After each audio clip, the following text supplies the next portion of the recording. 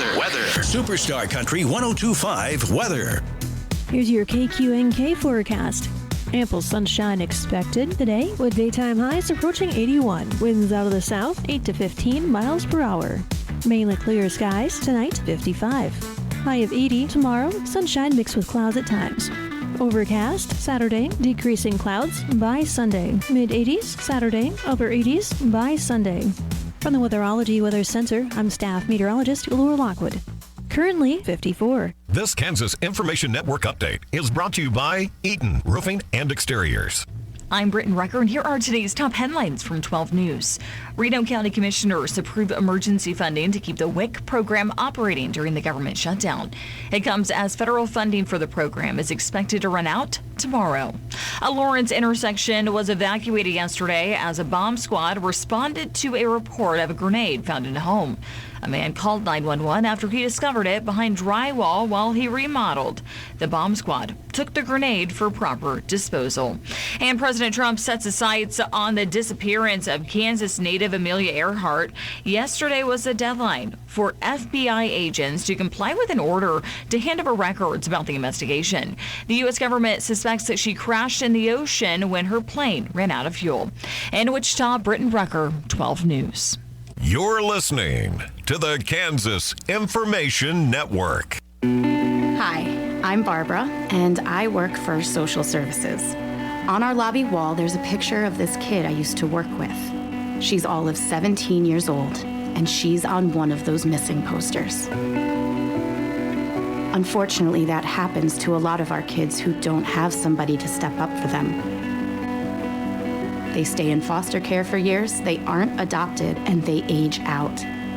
They either wind up in jail or they live on the streets. The Dave Thomas Foundation for Adoption works. Good morning, I'm Natalie Hadley with your KQNK News.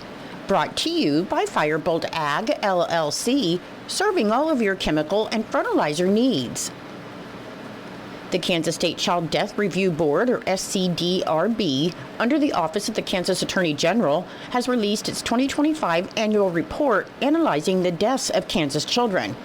Key findings from the 2025 report include that in 2023, 361 Kansas children died before their 18th birthday, and over half were infants. Despite a slight decline in the child death rate in 2023, Kansas continues to experience child mortality rates above the national average. More infants died from sleep-related sudden unexpected infant death than from any other non-natural cause across all age groups. Homicides resulting from child abuse or neglect have increased sharply, with 12 confirmed child abuse cases in 2023, which is 3 times higher than the 4 recorded in 2022.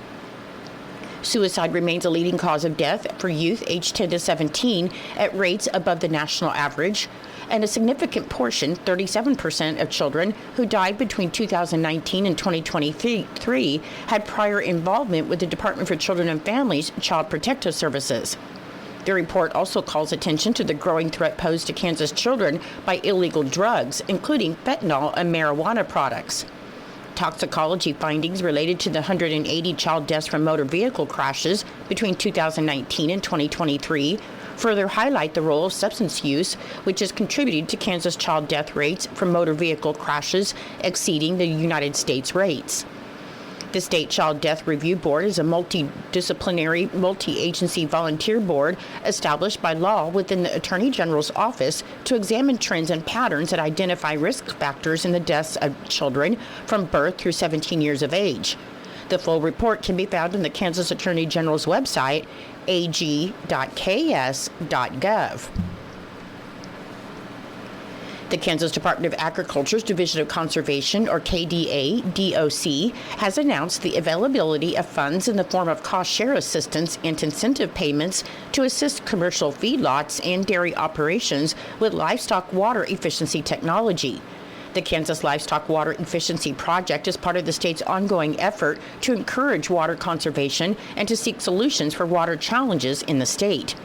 This initiative is designed to enhance and/or upgrade current large-scale livestock watering systems in commercial feedlots and dairies by providing cost-share assistance for practices such as upgrading to high-efficiency livestock waters, water controls, and water recycling systems. The KDA DOC will accept applications starting Wednesday, October 15th to the close of business on Friday, November 14th, 2025. And equipment purchases and subscriptions made before the application approval by the KDA DOC are not eligible for this initiative. Eligible applicants must hold a current livestock water right within the state of Kansas. Funding is provided through appropriation from the State Water Plan Fund, and the program is administered by the KDA DOC in consultation with the State Conservation Commission.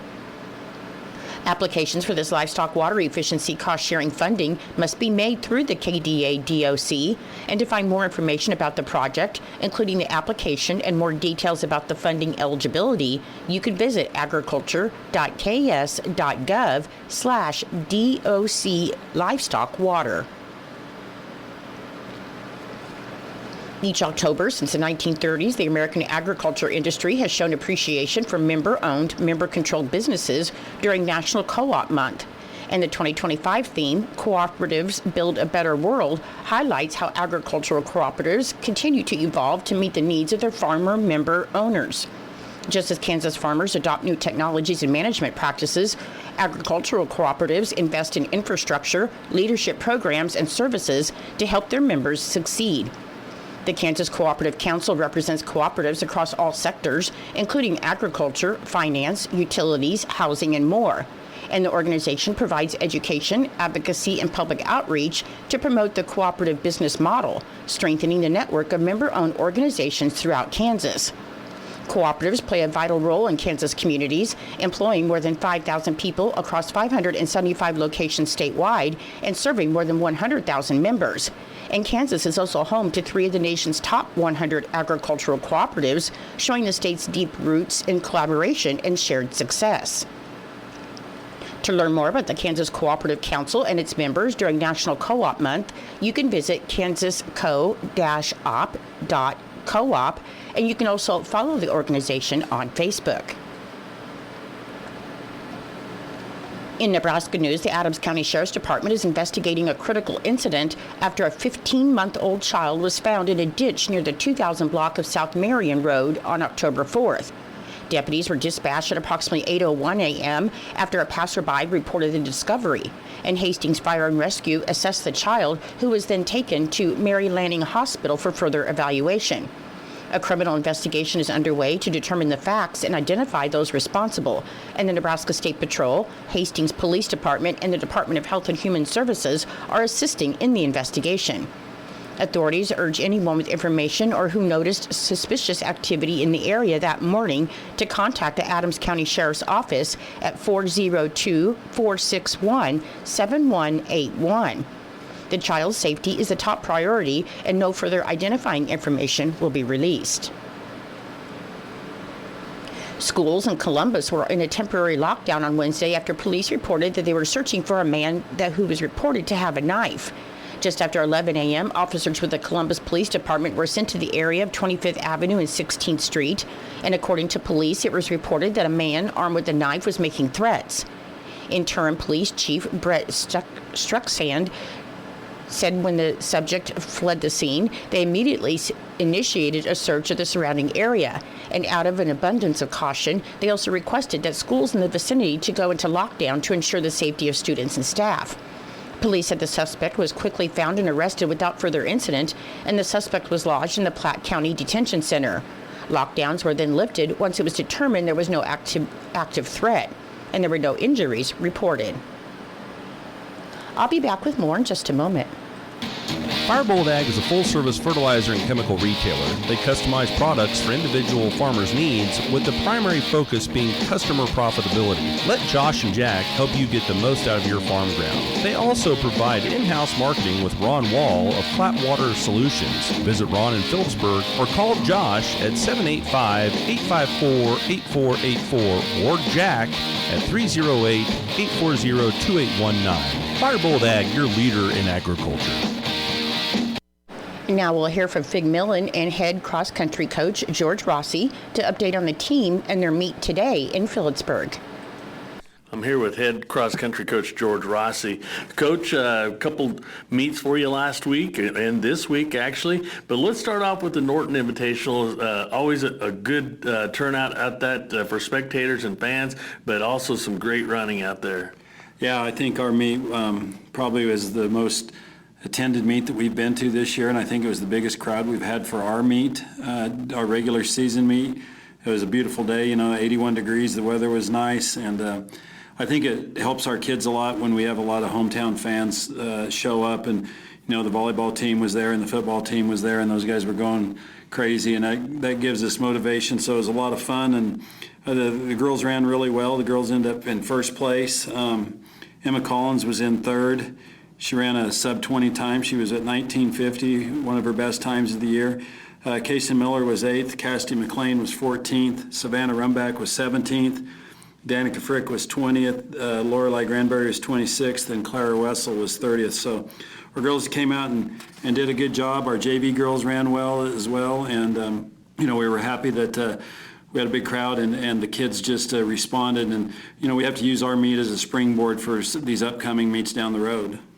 And of course, in the girls' competition, the top two were the Boystons out of Ellison, and they're fun to watch. Yeah, they're great runners. And Emma's one of the top 3A runners in the state.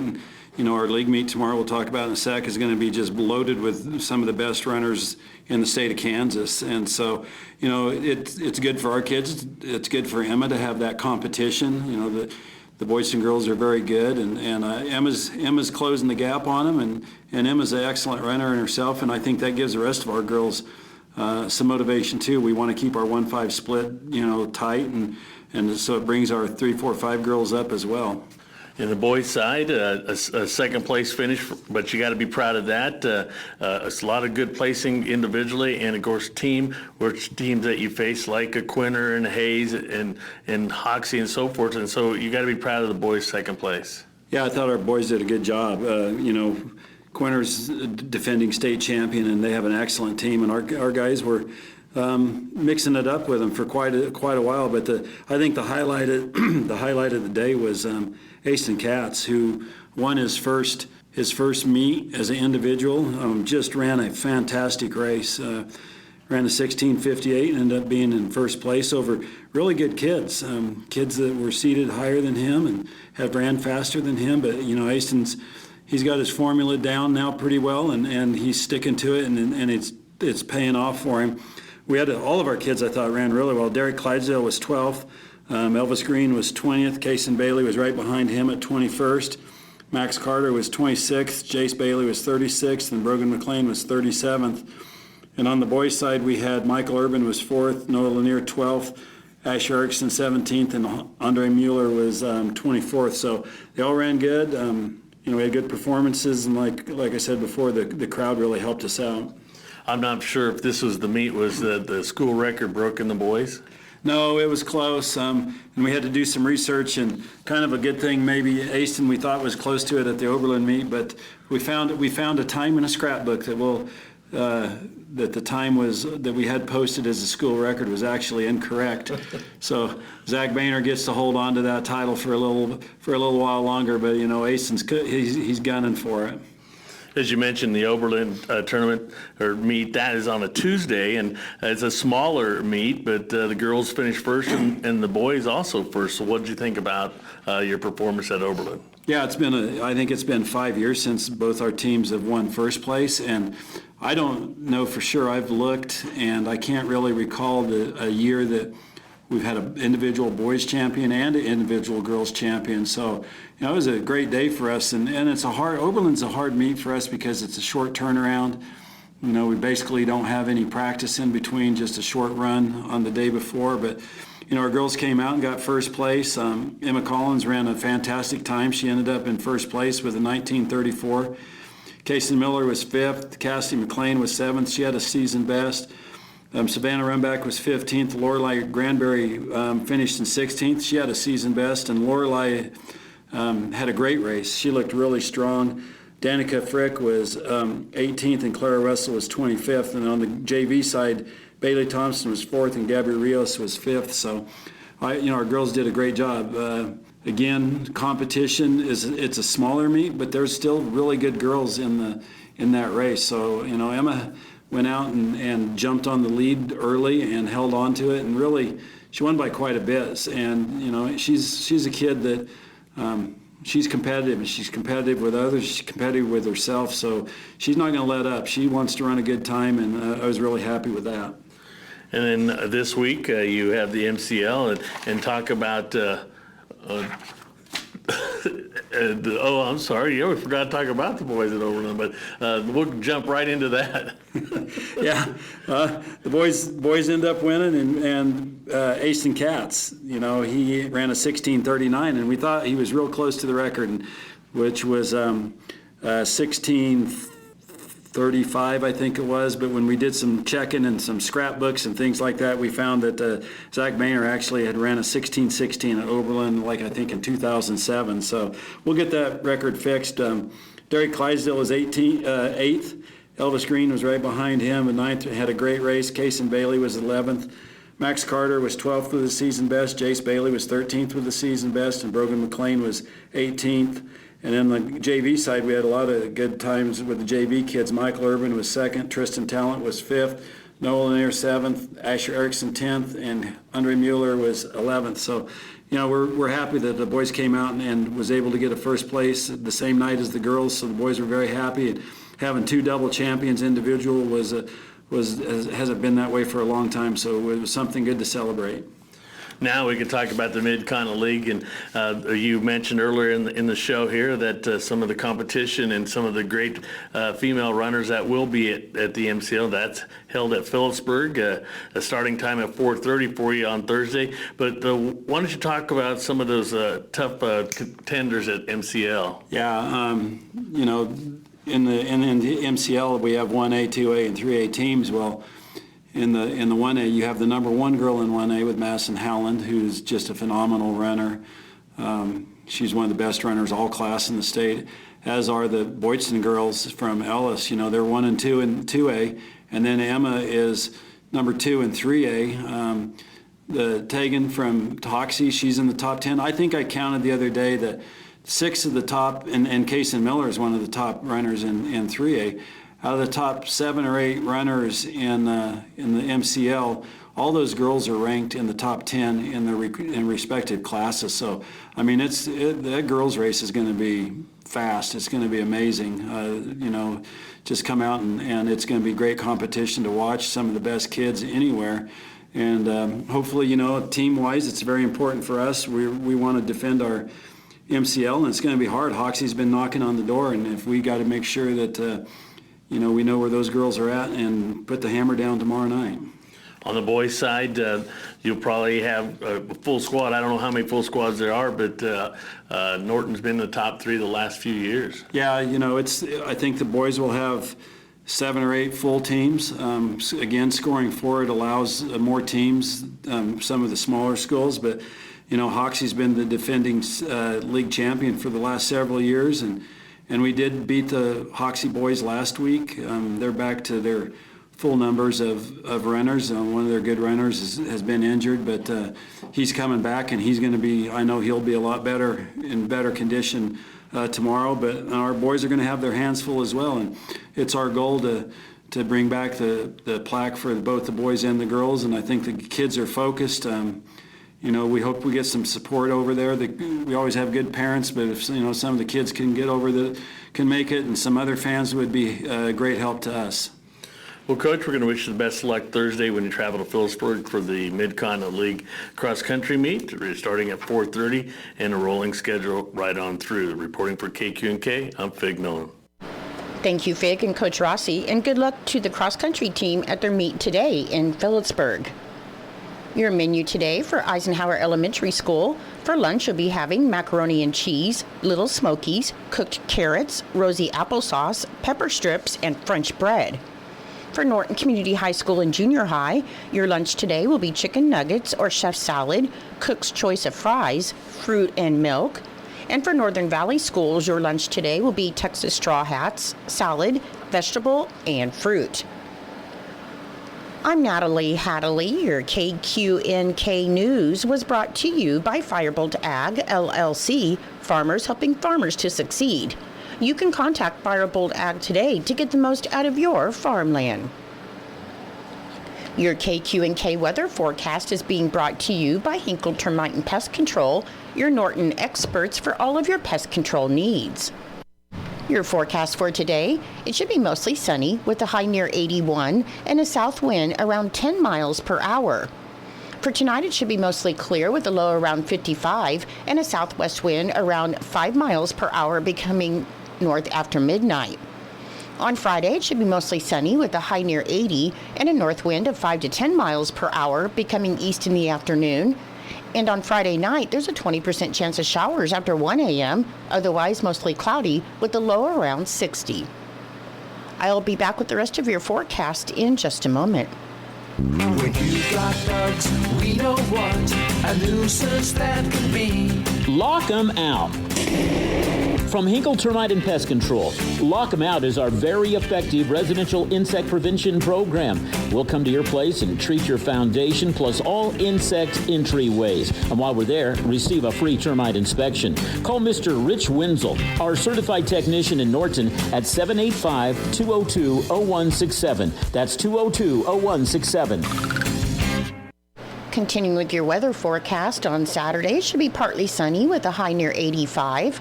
On Sunday, sunny with a high near 87. On Monday, Columbus Day, it should be mostly sunny with a high near 69. On Tuesday, there's going to be a 30% chance of showers, otherwise partly sunny with a high near 69. And on Wednesday, it should be mostly sunny with a high near 75. Currently, with overcast skies, it is 54 degrees. The humidity is 94%. The wind speed is southeast at 9 miles per hour. The barometric pressure is 30.18. The dew point is 52 degrees, and the current wind chill is 51 degrees. Your weather was brought to you by Hinkle Termite and Pest Control right here in Norton. You can call Hinkle Termite and Pest Control at 785-202-0167 for all of your pest control needs. It is 8:25 and it's time for Kansas Sports. That's being brought to you by United Northwest Federal Credit Union, where everything they do for you. Save more, earn more with the Easy Saver account at the United Northwest Federal Credit Union. Enrollment in this program automatically rounds up the amount of all debit card and share draft purchases made from your checking account to the next whole dollar and deposits into the Easy Saver savings account. Not only will this account help you save, but it also earns 2.01% APY monthly. Special terms and conditions apply. Come in today and open your Easy Saver account at the United Northwest Federal Credit Union, where everything we do for you. NCUA insured. KIN Sports, I'm Spencer Dupuis. In the 2024 season, the Chiefs were an amazing 11-0 in one-score games, meaning the difference in the game was a touchdown or less. But in 2025, so far, they are 0-3, including losing to the Jaguars on Monday Night Football. Patrick Mahomes met with the media on Wednesday, and he discussed just that. Yeah, I mean, you said it, pretty much execution, just little things here and there. We're just not making winning football plays in certain moments, and if it goes out to the interception in the red zone that I throw, I mean, that's a 14-point swing. And so I feel like we've played better these last few weeks, but in this league, it's going to come down to one-score games. That's what Coach Reed preaches right when we start off training camp every single year, and it's about who executes at a higher level. And we haven't done that as a team throughout these first 5-6 weeks. The Chiefs look to bounce back against the Lions this Sunday on Sunday Night Football. Kansas Information Network Sports, I'm Spencer Dupuis. Daisy was abandoned by her family and placed in foster care at 15 years old. Her life was full of uncertainty. She thought she'd never have a permanent place to call home. Before I was adopted, I felt like I wasn't enough. I had this hole in my heart, and I never knew what I needed to patch that hole. But when my mom asked to adopt me, that hole was closed. It feels so normal now to say that I'm a part of this family. I am surrounded by love. I feel safe. And that hole inside of me is gone. I am whole. I'm finally enough just as I am. The Dave Thomas Foundation for Adoption is changing the lives of teenagers at risk of aging out of foster care.